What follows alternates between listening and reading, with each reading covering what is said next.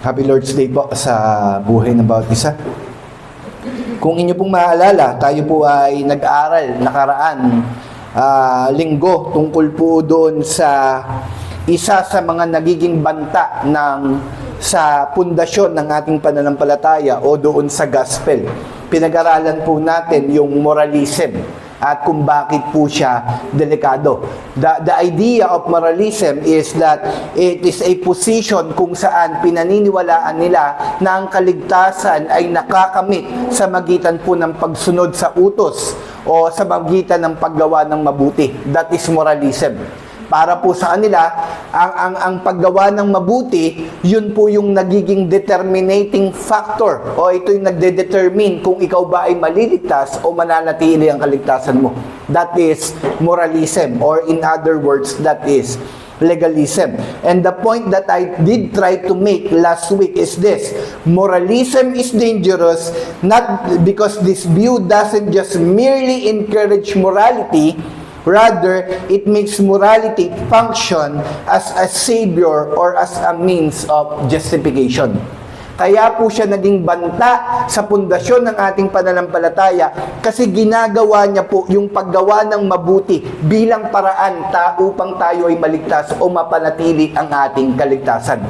That is a lie.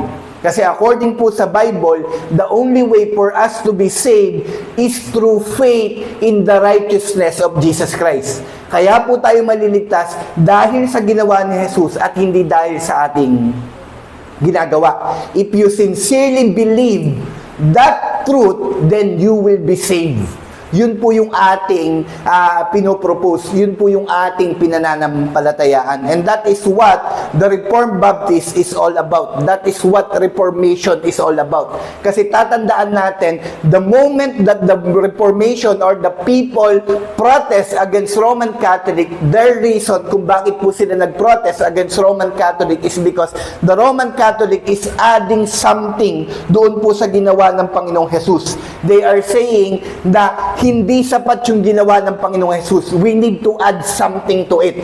We need to add the sacraments. We need to add the iba pang mga bagay na sinasabi nila upang ikaw ay ma-justify o upang ikaw ay mapatawad. And that is the reason kung bakit nag-protest yung mga Protestant against it. At hanggang ngayon po, yan pa rin po yung pinoprotest natin. Yan pa rin po yung nilalabanan natin. We are still shouting and crying that salvation is by faith alone, is by grace alone, through faith alone, in Christ alone.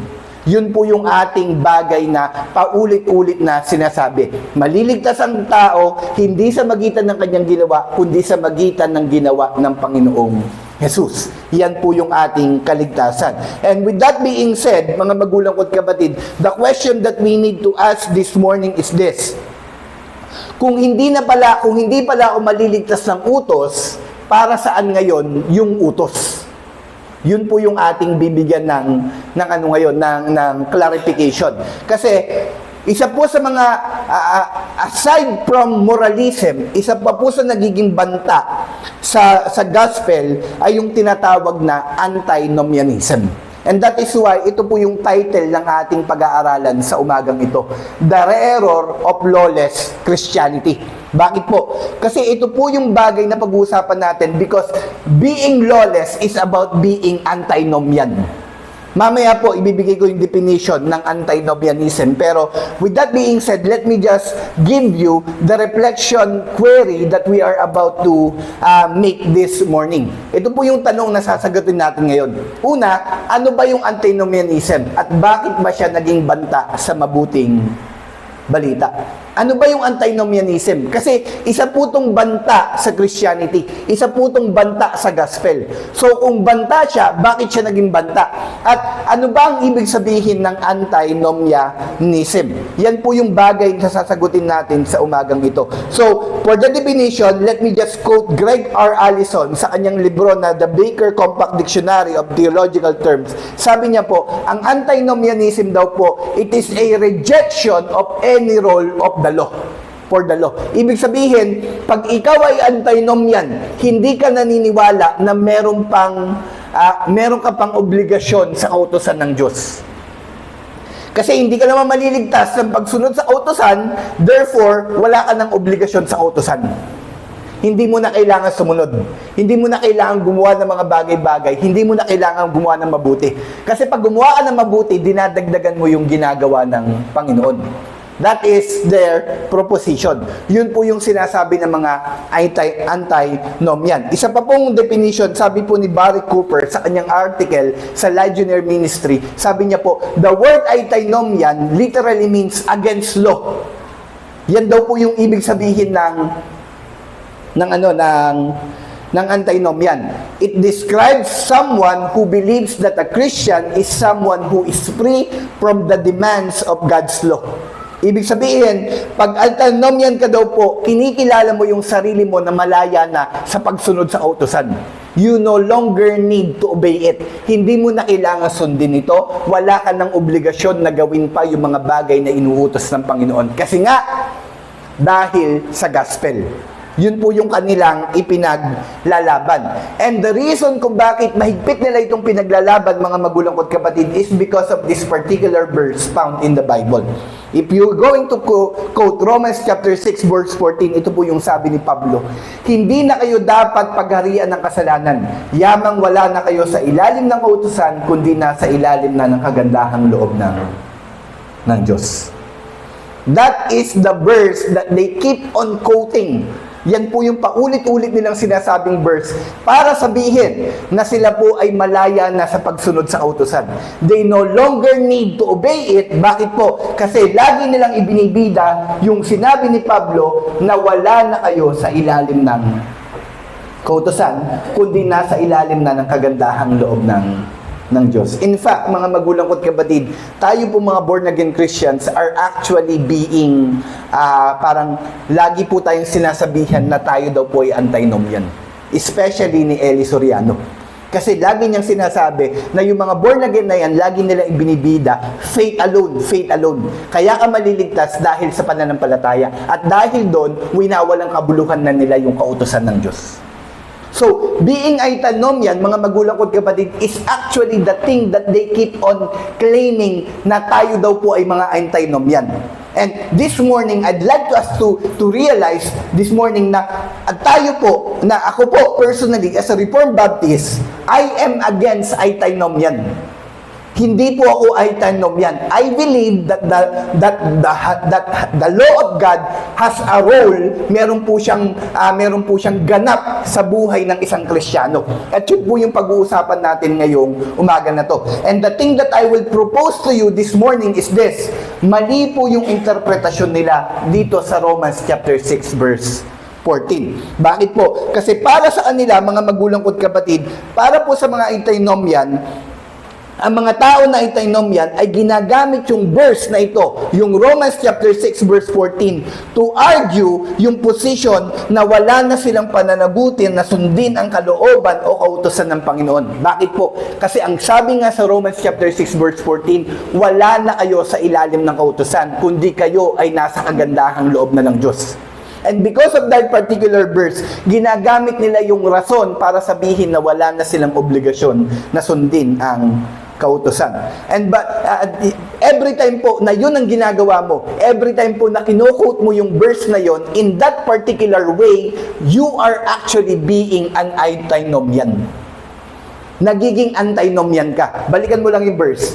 Pag ginagamit mo tong verse na to, mga magulang ko't kapatid, para ilaban o para i-argue na hindi mo na kailangan sundin ang kautusan ng Diyos, particularly the 10 commandments of the Lord, parang sinasabi mo na ikaw ay antinomian. Pag sinabi mo na wala ka ng obligasyon na sundin yung 10 utos ng Diyos dahil wala ka na sa ilalim ng kautusan kundi nasa ilalim ka na ng kagandahang loob ng Diyos, ang ginagawa mo, you are being an antinomian. You are being against the law, which is actually the literal definition of being an antinomian. Ulitin ko lang po, ang ibig sabihin ng antinomian, you are against the law. Ayaw mo ng kautusan. Piling mo wala ka ng obligasyon na sundin yung mga bagay na yun. At kagaya po ng sabi ko, my proposition this morning is this. Mali po yung interpretasyon nila dito sa verse na to. Kaya nag-arrive sila sa ganong paniniwala. Pag mali yung interpretasyon mo sa isang verse, mag-a-arrive ka sa maling paniniwala. Same thing with people in our lives.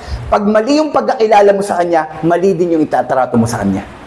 And same thing with this. Kaya po ganito yung pagtrato nila sa verse na to is because they misunderstood it.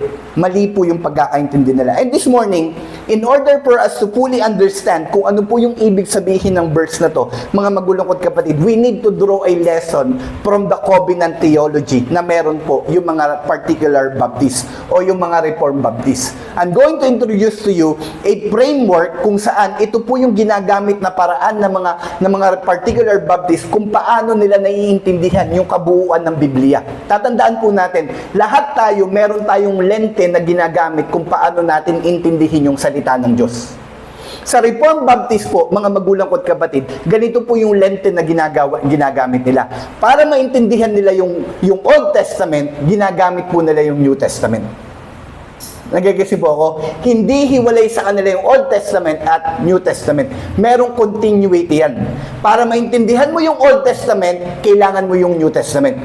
Ganon din naman, mga magulang ko't kapatid, mas nagiging maliwanag yung New Testament dahil sa Old Testament. So parang yung Old Testament, isa siyang libro na madilim kasi wala yung New Testament. At yung New Testament, binibigyan niya ng kaliwanagan yung Old Testament. So both of these Old and New Testament have a connection very intimate sa isa't isa. At yun po yung ginagamit na lente ng mga Reformed Baptist kung paano na iniintindi yung salita ng Diyos.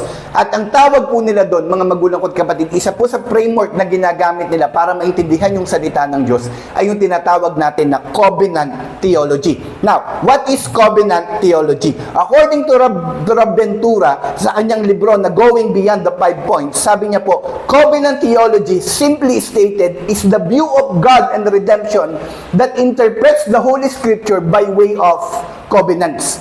So ano po yung ibig sabihin dito ni Rob Ventura? Sa madaling salita, ang covenant theology, mga magulang ko't kapatid, ay isang lente na ginagamit upang mas maunawaan natin ng mas malinaw ang salita ng Diyos. Yun po yung covenant theology. Ang covenant theology, ito po yung lente. Parang, di ba parang tayo, may mga salamin tayo. Bawat salamin, parang di ba may mga lente na ginagamit. Kailangan ganito yung lente mo, kailangan mas mataas yung gano'n, kailangan yung grado, parang gano'n. Parang gano'n po yung lente. At yung covenant theology, ito po yung lente na ginagamit nila upang mas maunawaan nila yung salita ng Diyos. That is covenant theology. At dito po, mga magulang ko't kapatid, binibigyan nila ng daing yung mga covenants. Pakita siya. Ang binibigyan nila dito ng diin para maintindihan nila yung salita ng Diyos ay yung covenants. Kasi pag tinignan mo po yung salita ng Diyos, mga magulang ko't kapatid, from Old Testament hanggang New Testament, meron niyang covenants. Makikita mo na yung Diyos Ama, lagi po siyang nakikipagtipan sa mga tao. Nakipagtipan siya kay Adan, nakipagtipan siya kay Abraham, nakipagtipan siya kay Moses, nakipagtipan siya sa Israelites, nakipagtipan siya sa mga taong kanyang pinipili. Lagi pong nakikipagtipan ng Diyos. At yung mga Reformed Baptist, para maintindihan nila yung Biblia, they always look doon po sa mga covenants na yun. Yun po yung ginagamit nilang framework para mas maintindihan yung salita ng Diyos. At sa Biblia po, mga magulang ko't kapatid, pag tinignan mo po yung salita ng Diyos, meron pong dalawang major covenants na ibinigay ang Panginoon. Dalawang major covenants. Ano yung dalawang major covenants na yun? O yung dalawang tipan na ibinigay ng Panginoon sa Biblia. Yung covenant of works and covenant of grace. At mahalaga po to, mga magulang ko't kapatid. This is something that you should always remember kasi ito po mga magulang ko't kapatid, particularly in my situation, ito po yung nag-convince sa akin sa Reformed theology. Yung covenant theology. Kasi through this lens, sa magitan po nito, mga magulang ko't kapatid, naintindihan ko kung bakit nagbibigay ng rewards ang Panginoon. Alam niyo po, I've been a Christian for how many years right now? And before Reformed theology, before covenant theology, I'm always confused bakit nagbibigay ng rewards ang Panginoon. Kasi imagine niyo mga magulang ko't kapatid, pagka kasi may reward ay mga tao ngayon, nagpapagalingan. Napansin niyo po yun, di ba? Di ba, lagi natin sila sabi noon, pagdating sa langit, siguro yung ano nito, yung corona nito, mas marami kaysa sa... So parang pagdating ko, para sa langit kasi may justice doon. Wala nang ganun-ganun. At hindi ko maintindihan kung bakit sa Biblia lagi nagbibigay ng rewards. I cannot deny it kasi meron sa Biblia, pero I cannot really comprehend bakit may ganun. And it is only through the lens of the covenant theology kung naintindihan kung bakit nagbibigay ng reward ang Panginoon. At dito po, sa covenant theology, sinasabi po ng mga Reformed Baptists, there are two major covenants na binigay ang Panginoon. Covenant of works and covenant of grace. Now, before I continue, gusto ko pong maintindihan natin na both of these covenants, mga magulang ko at kapatid, are of grace. Ibig sabihin, kaya binigay ng Panginoon itong mga bagay na ito dahil siya ay mabiyaya, dahil siya ay mabuti. Ibig sabihin, mga magulang ko at kapatid, when God made a covenant with man, parang ganito po yan. Pag nakipagtipan yung Diyos sa tao, parang sinabi niya, Jane, paglingkuran mo ako, pagpapalain kita. That is a covenant. May pakikipagkasunduan. Now, the question is, kailangan bang gawin ng Diyos yun para sumunod si Ate Jane sa kanya? Hindi po. Kasi bilang creation, obligasyon po ng creation na sundin ng kanyang Creator. Imagine, your cellphone. Kailangan mo ba talagang rewardan yan pag yan ay nagpapunction ng maigi? Di ba hindi? Bakit po? Kasi tungkulin ng cellphone na mag-function siya ng maigi. In fact, there are people na pag hindi na nagpa-function yung kanilang maigi, yung cellphone maigi, kahit iPhone 17 ba, tinatapon na nila. Ganun yung misis ko eh. Pag naglag lang ng konti, tinatapon niya na agad eh, kahit iPhone 17 Pro Max. Kasi mayaman yung mister niya. My point is, responsibilidad nilang gawin yon, obligasyon nilang gawin yon. Hindi kailangang rewardan ng Diyos yung tao para sa kanilang pagsunod. But in His grace, dahil sa biyaya at kagandahang loob ng Diyos, ano pong ginawa niya? Nakipagtipan siya. Na sinabi niya, sige, pag sinunod mo ko, pagpapalain kita. Hindi yun kailangan ng gawin ng Diyos. Kasi natural sa tao na dapat sumunod sa Diyos. Pero dahil mabuti yung Diyos, pinangakuan niya pa rin yung tao kahit hindi sila karapat. Dapat. Yun po yung covenant. At sa Biblia po, merong dalawang klase ng covenant. Covenant of works and covenant of grace. Malinaw po. Pero yung both covenants na to, ginawa ng Panginoon dahil sa ganyang kagandahang loob. Hindi ito ginawa ng Panginoon kasi katipan-tipan tong taong ito. For example, mga magulang ko't kapatid, si Rich Ann po, o kung nga ikaw, pag namili ka ng mapapangasawa, hindi lahat ng hindi lahat ng mga tao sa panahon ngayon, hindi lahat ng nakikilala nila, gine-girlfriend nila. Hindi lahat ng nakikilala nila, nililigawan nila. Bakit po? Kasi there's something from that person na dapat makita mo muna para makipagtipan ka sa kanila. Nagagasi po ako, something about them that make them worthy.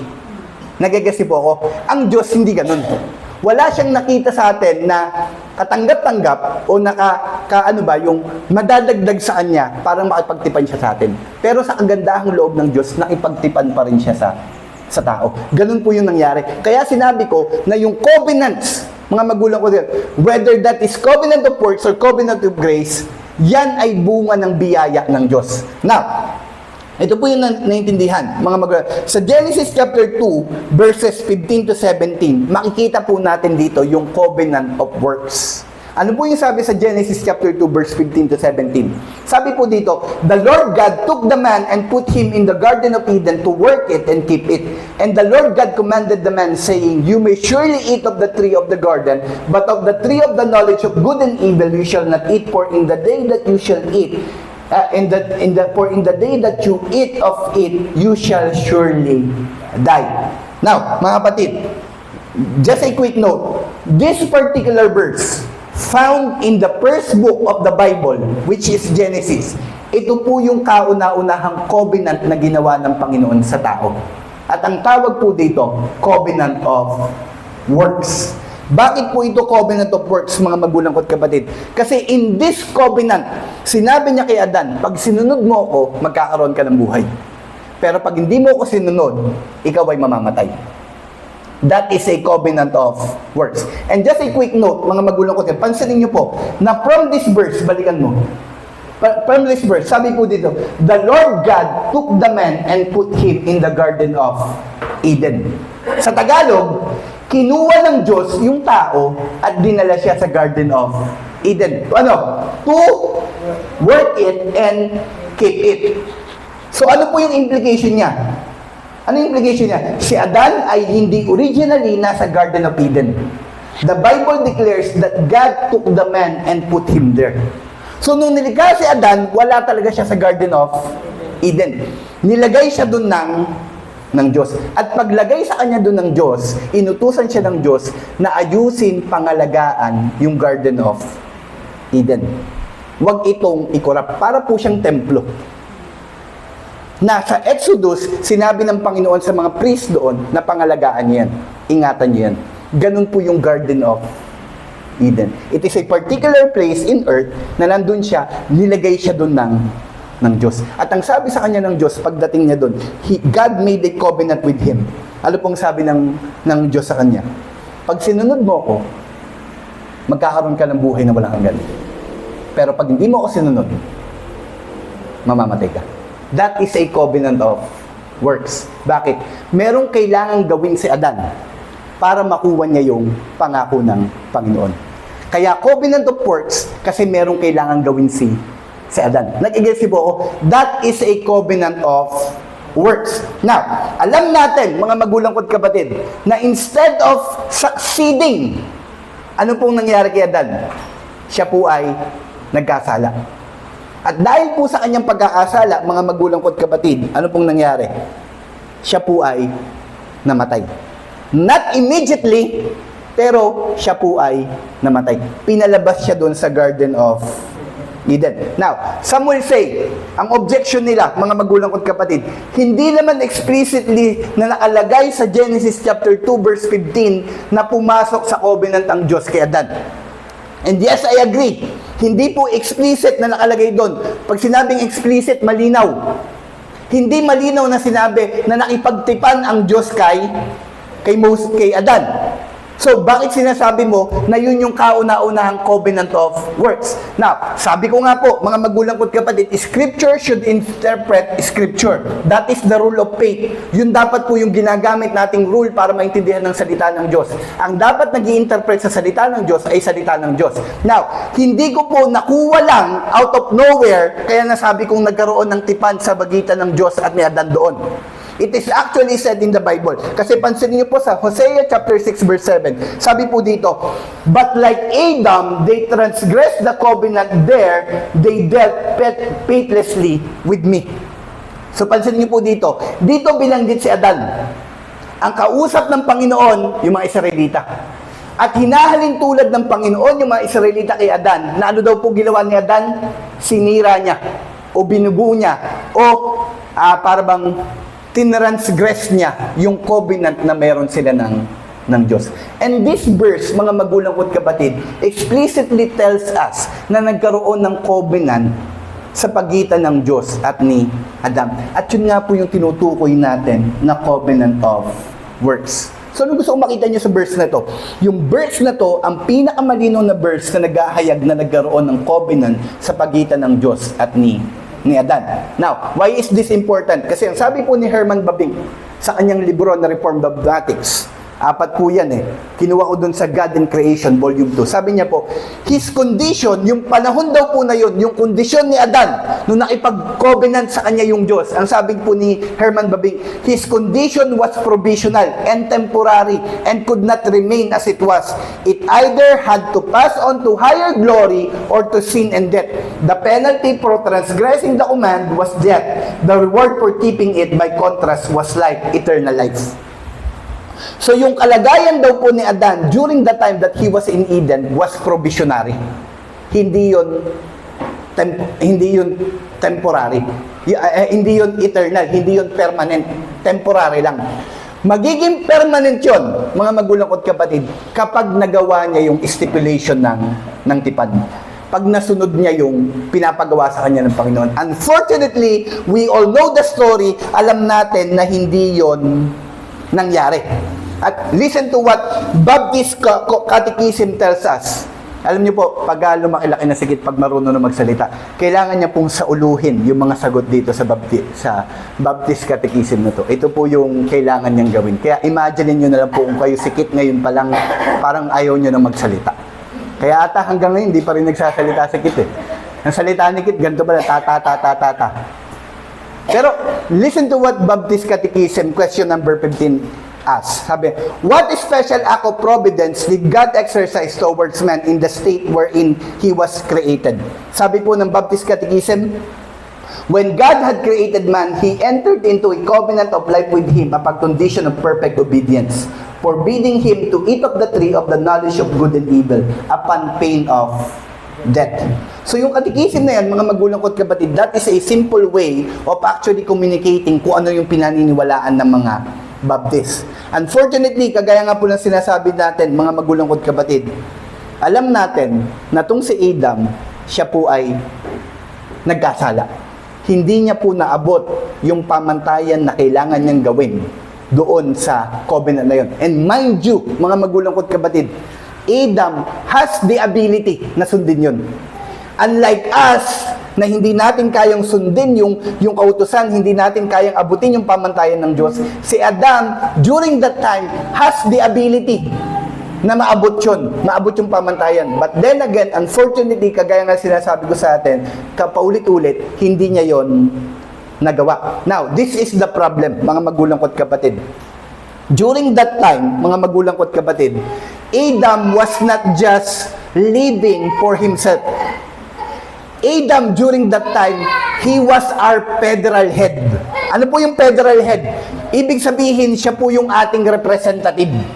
So, with that being said, kung ano man yung gawin ni Adan, aanihin natin. Bakit po? Kasi siya po yung ating federal head. Parang ganito, mga magulang ko at kapatid. Pag ikaw ay representative ko sa kasal, nagigets po ako, kung ano man yung oohan mo doon, inuoohan ko na rin. Kasi representative kita. And Adam, back in the time of Genesis, he was our federal head. So ano man yung gawin ni Adan, aanihin natin. And that is why sabi po ng Biblia, inanin natin yung kasalanan ni Adan. Not literally, pero legally. Because of Adam's sin, nagkaroon tayo ng guilt sa ating mga buhay. His failure became our failure as well. Yun po yung nangyari. Yun po yung naganap. Pansin niyo po, sabi sa Romans chapter 5 verse 18, sabi po dito ni Pablo, therefore, as one trespass led to condemnation for all men, pansin niyo po dahil sa isang pagkakasala, dinala nito yung kaparusahan o yung condemnation para sa lahat ng tao. Ang tinutukoy po dyan ay yung pagkakasala ni Adan. Pansinin niyo pa po sa dulo. For as by the one man's disobedience, the many were made sinners. Dahil sa pagkakasala ni Adan, tinuring tayong makasalanan lahat. So ano po yung point? Ang point is this, dahil ang representative natin ay nagkasala, we are all imputed by it and now ay guilty at condemned sa harapan ng Diyos. Dahil sa kasalanan ni Adan, tayo po ngayon, mga magulang ko at kapatid, ay itinuring na makasalanan. Listen to what 1 Corinthians chapter 15 verse 22 tells us.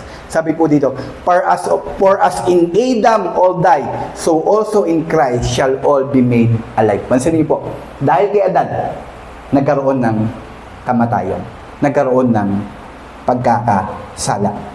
At mga magulang ko at kapatid, ito po yung bagay na nangyari. After magkasala ni Adan, every individual right now are all guilty sa harapan ng Diyos. Pero, now, let me introduce you the covenant of grace. That is the covenant of works. Now, let me introduce you the covenant of grace. Kasi, pagkatapos nilang magkasala, doon pumasok yung covenant of grace. Sabi po, sa Baptist Catechism, question number 23, sabi po dito, did God leave all mankind to perish in the state of sin and misery? Sabi ng Baptist Catechism, pagkatapos magkasala ni Adan, iniwan na lang ba ng Diyos yung lahat ng tao sa ganung miserableng kalagayan? Yun po yung tanong nila sa question 23. Now, the answer is this. God, having out of His mere good pleasure from all eternity, elected some to everlasting life, did enter into a covenant of grace to deliver them out of the state of sin and misery, and to bring them into a state of salvation by a Redeemer. So, sa mga tuwid, sa simpleng sagot, mga magulang ko't kapatid, ang ginawa ng Diyos in response sa kasalanan ni Adan at ni Eva, anong ginawa niya? He gave them a covenant of grace. At yung covenant of grace na to, mga magulang ko't kapatid, it was first announced or it was first promised dito po sa Genesis chapter 3 verse 15. Sabi po sa Genesis chapter 3 verse 15, I will put enmity between you and the woman and between your offspring and her offspring.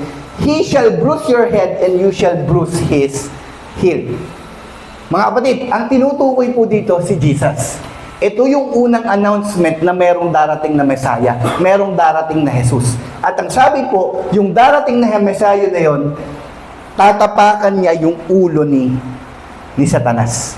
That is the first announcement of the covenant of grace.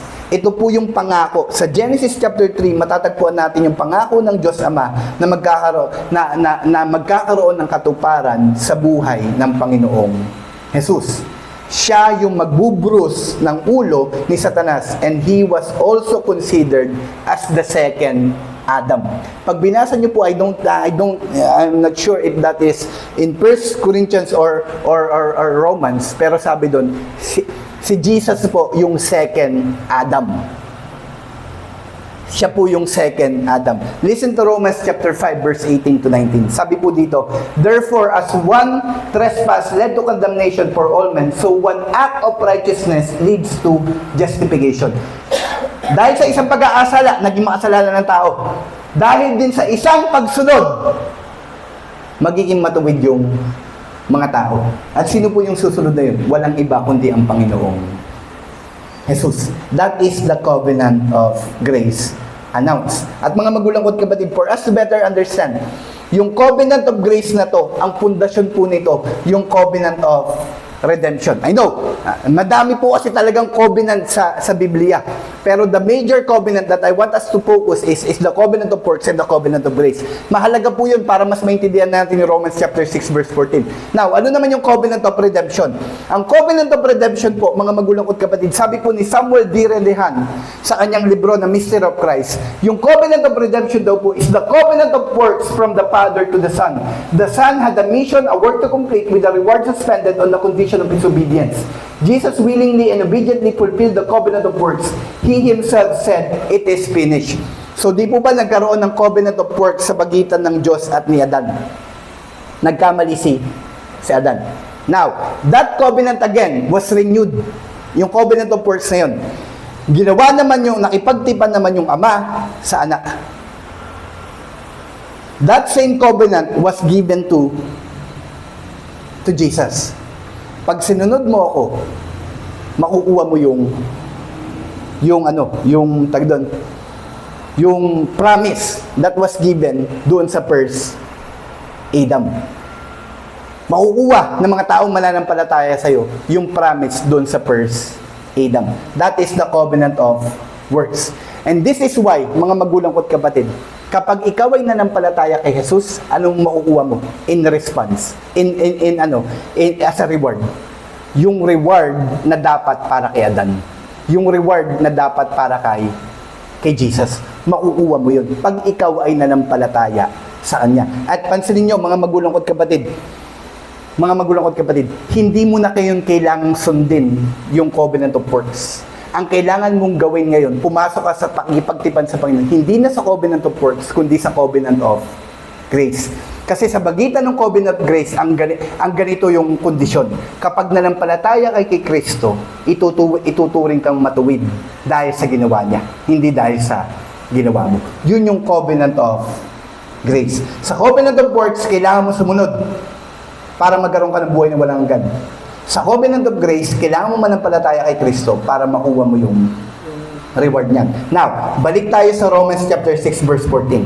Sa Romans chapter 6:14, sabi po doon, we are no longer under the law, but under grace. Now, for us to be more precise, mga magulang ko't kapatid, ang tinutukoy po doon, mga magulang ko't kapatid, na sinasabi ni Pablo ay ito, wala na tayo sa covenant, hindi na tayo nasa ilalim ng covenant of works. Tayo ay nasa ilalim na ng covenant of grace. Yun po yung bagay na tinutukoy doon ni Pablo. And since we are no longer under the covenant of works, ano po tayo bilang mga Kristiyano? Hindi na tayo gumagawa ng mabuti at sumusunod sa kautusan ng Diyos upang mapawalang sala o upang makamit yung buhay na walang hanggan. Bagkus, ginagawa natin ito dahil sa magitan ng tapos na gawa ng Panginoong Hesus. Sumusunod pa rin tayo pero hindi na para makuha yung reward. Sumusunod tayo bilang pasasalamat sa kumuha ng reward para sa atin. And that is Jesus Christ. So ano po yung point ko? It is a misinterpretation of the scripture to use Romans chapter 6 verse 14 as a basis para sabihin wala na tayong obligasyon na sundin ang kautusan ng Panginoon. Kasi ang law po na tinutukoy doon, covenant of works, hindi po yung law na 10 utos ng Diyos. And here's my biblical argument. Hindi ko lang po yan papatunayan sa inyo philosophically, papatunayan ko din po sa inyo biblically. Sabi po sa Jeremiah chapter 31 verse 33, for this is the covenant that I will make with the house of Israel after those days, declares the Lord. I will put my law within them, and I will write it on their hearts, and I will be their God, and they shall be my people. Now, just a quick note, mga magulang ko't kapatid, ang nilalaman ng verse na ito ay ang pangako ng Diyos na gagawin niya sa mga taong mapapabilang sa covenant of grace. Yung Jeremiah chapter 31, pangako yun ng Diyos na gagawin niya sa mga taong mapapabilang sa covenant of grace. And tingnan niyo po maigi, binanggit niya doon sa Jeremiah chapter 31 verse 33 na ilalagay niya ang law sa kalooban nila. Ilalagay niya yung law na tinutukoy doon, yung 10 commandments, yung moral law. At isusulat niya sa kanilang mga puso. At yung word na isusulat doon, I will write it in their hearts. It is actually a callback sa book of Exodus, kung saan mapapansin mo po sa Exodus, ang sabi po doon, God wrote the law doon sa tablet of stones. So the same thing na ginawa niya sa Exodus is the same thing na gagawin niya sa mga tao na mapapabilang sa covenant of grace. But this time around, hindi niya na isusulat yung moral law sa stones, ilusulat niya na yun sa kanilang mga puso. Now, from this mga magulang ko't kapatid, kung patuloy na sasabihin ng mga antinomian na wala na tayong obligasyon na sundin ang 10 utos, bakit ilalagay ng Panginoon yung 10 utos sa ating mga puso? Kaya I argue this morning, mga magulang ko't kapatid, na kailangan pa rin natin yung 10 utos ng Diyos. Na meron pa rin tayong obligasyon na sundin yung 10 utos ng Diyos. Listen to what Barry Cooper says doon sa kanyang article. One essential mark of a person who is truly in Christ is not that we take God law less seriously. Sabi niya, pag ikaw daw po talaga isang Kristiyano na, pag ikaw talaga ay nakikristo na, isa daw pong marka niyan, hindi mo na minimize o hindi mo na ina-underappreciate o hindi mo na minamaliit yung 10 utos ng Diyos. Rather, we take it more seriously. Mas sineseryoso na natin to. A truly changed heart loves God so much that it sincerely longs to please Him by obeying.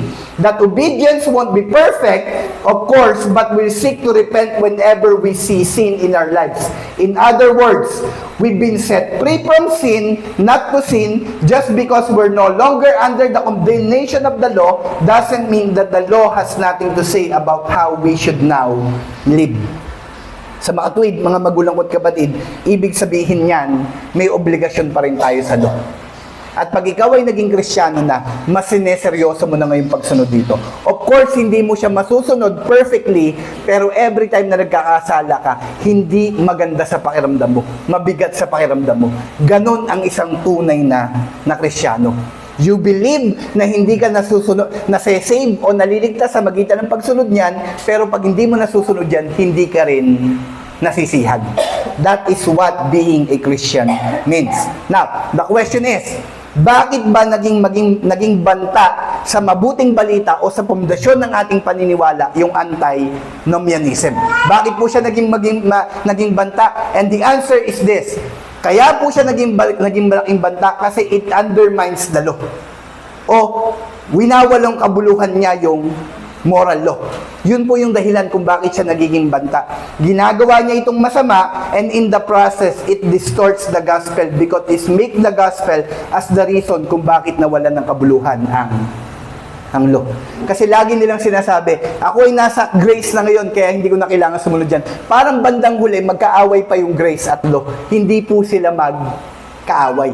In fact, they are working hand in hand. Kasi pansinin niyo po, sabi po ng scripture, sabi po ng Romans chapter 7 verse 12, so the law is holy and the commandment is holy and righteous and good. Hindi po masama ang law. In fact, banal siya. In fact, mabuti siya. And even across the history, many theologians believe na meron pa rin pong place at meron pa ding role ang law even sa ating panahon. Sabi po ng Monergism, sa side po ng Monergism, sabi niya, Reformed theology teaches that God's law, tatlo daw po yung function ng law sa ating kapanahunan ngayon. Una, to reveal sin and drive sinners to Christ, to restrain evil in society, and to guide believers in thankful obedience. Yan daw po yung function ng law sa ating kapanahunan. Tatlo. And let me just quote it once again. Tatlong function ng law. Una, to reveal sin and drive sinners to Christ. Naalala niyo po yung nakalagay sa Matthew chapter 19 verse 16 to 26. Meron pong isang binatang mayaman na lumapit sa Panginoon. Tapos sabi po ng Biblia, sa Matthew chapter 19 verse 16 to 26, sabi niya sa Panginoong Jesus, sabi niya, mabuting guro. Sabi niya, ano ang kailangan kong gawin para ako ay mapunta sa langit? O ang magkaroon ako ng buhay na walang hanggan? Ano pong sabi sa kanya? Kailangan mong gawin, mahalin mo yung Diyos. At mahalin mo ang iyong kapwa. Anong sabi ng lalaki? Panginoon, nagagawa ko na lahat ng yan. At anong sabi sa kanya ng Panginoon? O sige, kung nagagawa mo na lahat ng yan, ipagbili mo ang iyong yaman. At i-donate sa mga dukha. Tapos bumalik ka sa akin at sumunod. At ano pong sabi ng binatang mayaman? Umalis siya na malungkot. Bakit po? Kasi hindi niya magawa. Pansinin niyo po yung ginawa ng Panginoon doon. Anong ginawa ng Panginoon? Ginamit niya yung law para ipakita sa taong ito na hindi niya ito nasusunod. Kasi ang problema po ng tao na to, every time he looks at the law, feeling niya nasusunod niya yun. Pero nung inutusan siya ng Panginoon ay pagbili yung kanyang yaman, napatunayan na hindi niya matalaga mahal yung Diyos. Kasi hindi niya mabitawan yung kanyang yaman. Alam niyo po, malalaman mo, pag mahal mo ng isang bagay, hindi mo na mabitawan. Pag sinabi sa'yo na bitawan mo yan, hindi mo mabitawan. And that is the reason kung bakit di ba naghihiwalay yung mga mag-asawa. Kasi sinasabi ng asawa, wag mo nang i-follow yan. Eh ayaw, matigas yung ulo. Patuloy na pinapalaw. Hindi niya mabitawan. Huwag mo nang kitain yan. Eh, ayaw. That is, at ang ginagawa ng Panginoon during that time, ipinapakita sa kanya sa magitan ng kautusan. Pinapakita sa magitan ng kautusan na hindi mo talaga mahal yung Diyos. Kasi mas mahal mo ang iyong yaman. Kaya hindi mo yan mabitawan. And that is the same thing that happens in giving, mga magulang ko't kapatid. Kaya tayo nagbibigay as a Christian is because we love God more than the money that we have. At ito po yung bagay na ginagawa dito. Ano po yung ginawa dito? Ginamit niya yung law para ipakita sa mga tao na hindi sila matuwid. At pag ikaw ay nakita mo yung sarili mo na hindi ka matuwid, doon mo lang ma-appreciate na kailangan mo ng tagapagligtas. Kasi hanggat nakikita mo yung sarili mo na matuwid, hindi mo ma-appreciate yung ginawa ng Panginoong Hesus. Bakit? Kasi akala mo nasusunod mo yung law eh. Pero hanggat hindi mo nakikita na hindi mo pala yung nasusunod, hindi ka tatakbo sa Panginoong Hesus. And that is the thing that Jesus is doing here. Ipinapakita niya sa mayamang lalaki na to na hindi ka nakakasunod. Kaya kailangan mong sumunod sa akin. Kailangan mo ako. Pero this person keeps on believing in himself na kaya kong sundin yan. In fact, nasusunod ko na yan. Kaya pinakita sa kanya ng Panginoon, hindi niya nasunod. Kaya sabi po ng Biblia, umuwi siya ng luhaan. At alam niyo po, mga magulang ko't kapatid, this is the same thing that will happen over and over again sa church. Sa church, may mga pagkakataon na habang nakikinig ka ng salita ng Diyos, makikita mo yung sa sarili mo na nagkakasala ka. Nagkakasala ka, ay hindi pala ako matuwid. At yun yung purpose ng law. Ang purpose ng law, ipakita sa iyo, isampal sa iyong katotohanan na hindi ka matuwid. Na hindi mo naaabot yung pamantayan ng Diyos. At ang dapat response mo, after mong makita yun, tumakbo ka kay Kristo, tanggapin mo yung mabuting balita, panampalatayaan mo na hindi mo kayang iligtas ang iyong sarili at ang makakapagligtas sa iyo, walang iba kundi ang Panginoong Jesus lamang. That is the purpose of the law. The problem with this person is this, after niya yun, wala na siyang ginawa, hindi siya tumakbo patungo sa Panginoong Jesus. Kaya ang sabi po sa mga susunod na verse doon, sabi niya, Panginoon, kung ganito kahirap para maligtas, anong sabi ng Panginoon? Sino po yung maliligtas? Anong sabi ng Panginoon doon sa Matthew chapter 19, verse 16 to 26? Sa tao, imposible ang kaligtasan, pero sa Diyos, walang imposible. Kasi ang kaligtasan, makukuha mo lang sa Diyos, hindi sa magitan ng iyong gawa. At yun ay papatunayan sa iyo ng 10 utos ng Diyos. Pag tinignan mo yung 10 utos ng Diyos, do you sincerely believe na nasusunod mo lahat ng yan? Hindi mo masasabi. And that is why you need Jesus. That is why you need to accept yung covenant of grace. That is why you need to go ahead and accept and embrace the covenant of grace. Hindi ka pwedeng manatili sa covenant of works kasi pag nanatili ka sa covenant of works, sigurado, impyerno ang pupuntahan mo. You need the covenant of grace. Si Jesus kailangan mo. At yun po yung ginagawa ng law. Pagka pinipreach yung law, it will bring you, it will drive you, it will lead you back to Jesus Christ. Yan po yung ginagawa ng law. Kaya mahalaga pa rin yung po yung law ngayon. Kaya hindi tayo pwedeng maging anti-nomianism. Pangalawang bagay na ginagawa ng law, it is to restrain evil in society. Mga magulang ko't kapatid, alam niyo po, sa pagpili ng kandidato, it is one thing na dapat tinitingnan mo, hindi lang yung kanilang nagawa, kundi ano yung mga bagay na pro sila at ano yung mga bagay na against sila. At titignan nyo po, itong mga taong ito, ginagawa, mga bagay ba ito, mga pro sila ay yung mga bagay na naka-inline sa 10 utos ng Diyos. Kasi pag meron silang binabiolate doon, mga magulang ko't kapatid, hindi nila magagawa yun. Kasi ang purpose ng law sa ating panahon ngayon is to restrain evil. O, tingnan nyo, imagine niyo po kung walang law. Kung walang law na bawal pumatay. Pag meron ka ngayon nakagalit, dahil walang law, papatayin mo na lang kagad yan. Imagine kung walang law na bawal magsinungaling. Eh di lahat ngayon ng tetestimonya, sinungaling na lahat. Di po ba? Ang purpose ng law is to restrain evil. And lastly po, mga magulang ko't kapatid, ang purpose pa ng law is to guide believers in thankful obedience. Sabi sa Romans chapter 12, verse 1 to 2, sabi po doon, Romans chapter 12, verse 1 to 2, therefore, in view of God's mercy, offer your bodies as a living sacrifice, holy and pleasing to God. Ibig sabihin, mga magulang ko't kapatid, para mapasalamatan natin yung Diyos sa pagliligtas ng ginawa niya sa atin, ano po yung pwede natin gawin? Magtaas ng kamay? Magsimba? Part yan, pwede mong gawin yan. Pero besides that, ang pwede mong gawin, sumunod sa kanyang utos. Kasi yun yung paraan ng pagsunod at paraan ng pagsamba na hinihingi ng Ama. Ang pagsamba mo, hindi natatapos sa pagsisimba mo. Ang pagsamba mo, pumapasok din kahit sa loob ng bahay mo.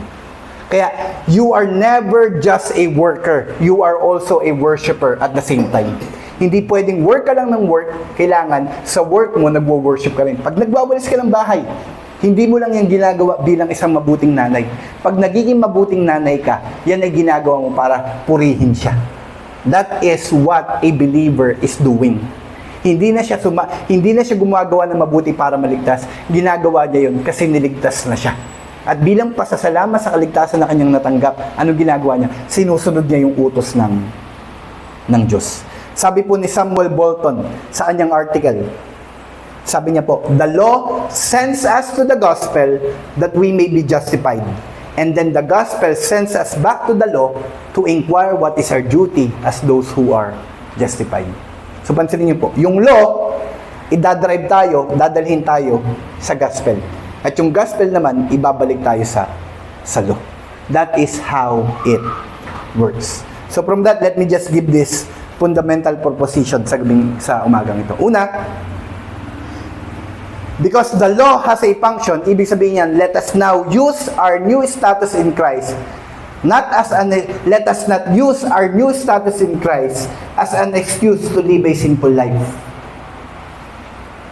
Wala to restrain evil. Wala yan. Mali po yan. Huwag po natin gamitin yung katotohanan na tayo pinatawad na bilang rason para sabihin, hindi ko na kailangan sumunod. Hindi po ganun yun.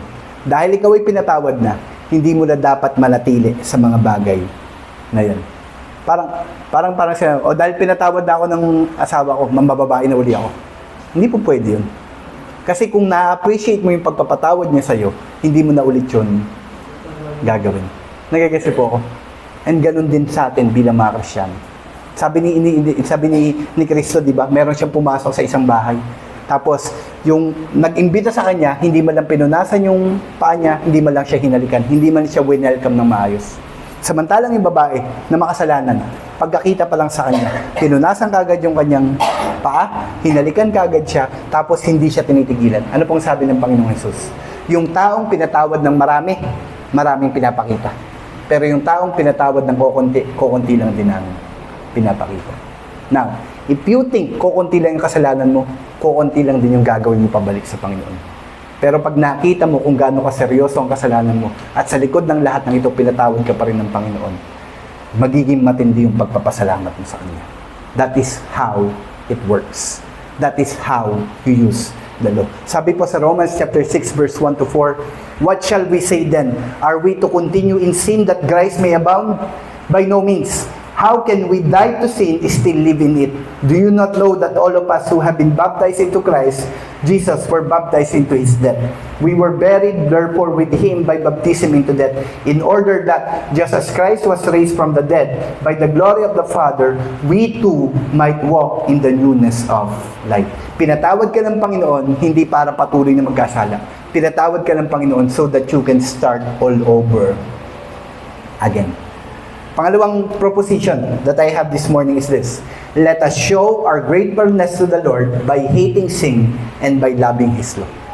Paano mo papapakita sa harapan ng Diyos na na-appreciate mo yung ginawa niya? Kamuhian mo yung kasalanan at mahalin mo yung kanyang kalooban. Romans chapter 12 verse 1 to 2. I appeal to you, brothers, by the mercies of God, to present your bodies as a living sacrifice, holy and acceptable to God, which is your spiritual worship. Do not be conformed to this world, but be transformed by the renewal of your mind, that by testing you may discern what is evil, what is the will of God, what is good and acceptable and perfect. Again, this particular verse was given by Paul during that time na na-establish niya na po na tayo ay naligtas na tayo ay napatawad na. At ang sabi niya, in view ng kaligtasan at kapatawaran na natanggap mo, ito yung gawin mo. That is what we need to do. So as I conclude, let me just say this. Mga kapatid, although it is possible to live a lawless Christianity, what we need to realize ay ang katotohanan na hindi ito ang Christianity na tinuturo ng salita ng Diyos. Therefore, let us not support it nor live it. Let us appreciate the law, use it to drive people to the gospel, restrain evil, and guide us how we will live and worship the living God, Jesus Christ, our Savior.